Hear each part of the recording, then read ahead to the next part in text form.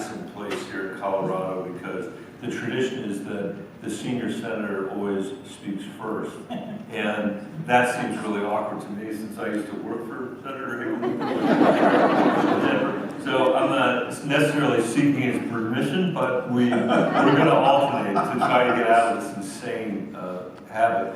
And we both learn from each other. No, nothing, it's not as bad as it looks. And there are times when it's as bad as it looks. And there have been times over the years when I've been incredibly frustrated that we just can't get focused on the American people's business.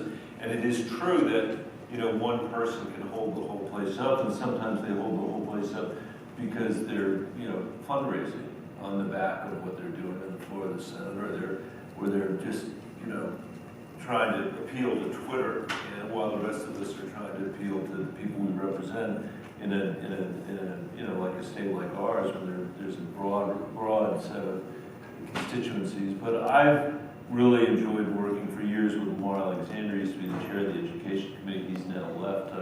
Working closely with Mitt Romney on a number of things. John Barrasso from Wyoming on a number of things. We've got the Shred Act that would keep our you know, the money that's made at our ski resorts in the national forest here at home, which is a good example of the work that we've done together. And I know John's already got a bunch of stuff he's working on. That sort of answers my next question from you, Senator Bennet. When you reach across the aisle, Senator Hickenlooper, who do you reach to?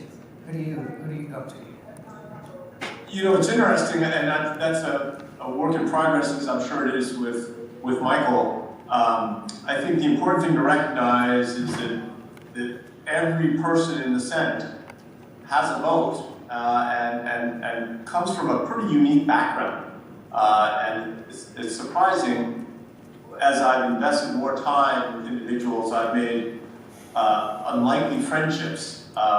Some of them are the obvious moderates, you know, Susan Collins, Lisa Murkowski. Mitt Romney is, you know, I think really trying to solve problems in a way that moves the country forward.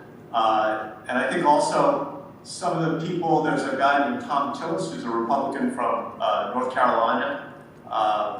And we've just kind of hit it off in a couple different ways.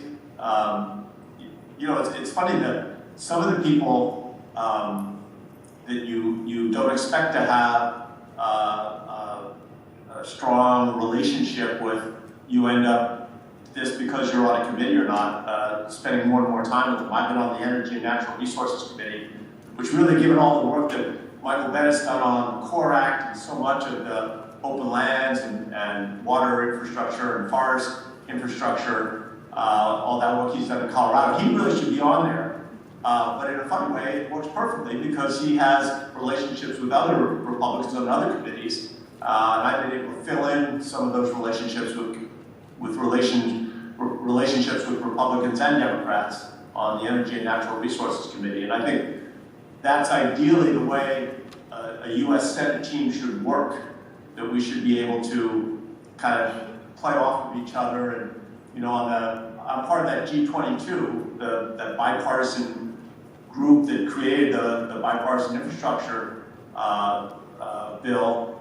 And yet I couldn't have done any of that without so much of the work that Michael Bennet had already done in building those relationships and that sense of bipartisanship that I think is so much a part of the West. It's not just Colorado. If you look at almost all the Western states, so much of the bipartisan effort from both sides is on Western senators. And I think that's part of how we got $8.3 billion for Western water infrastructure in that bipartisan bill. Includes conservation, efficiency, repairing our vital and aging infrastructure. $3.2 billion for that water infrastructure repair. $400 million for you know, water smart, making sure that we increase water supply through conservation and efficiency improving programs. These are all things that really are bipartisan, and in many cases, those specific ones I'm mentioning are Colorado specific. Some just, you know, going just to the upper basin states, including Colorado, $50 million for the Colorado River Endangered Species Recovery, you know, other conservation programs. We've also been able to get, and this is again, bipartisan Republicans and Democrats working to make sure we get more support for the tribes and some of their investments into having sufficient water that they can meet their needs.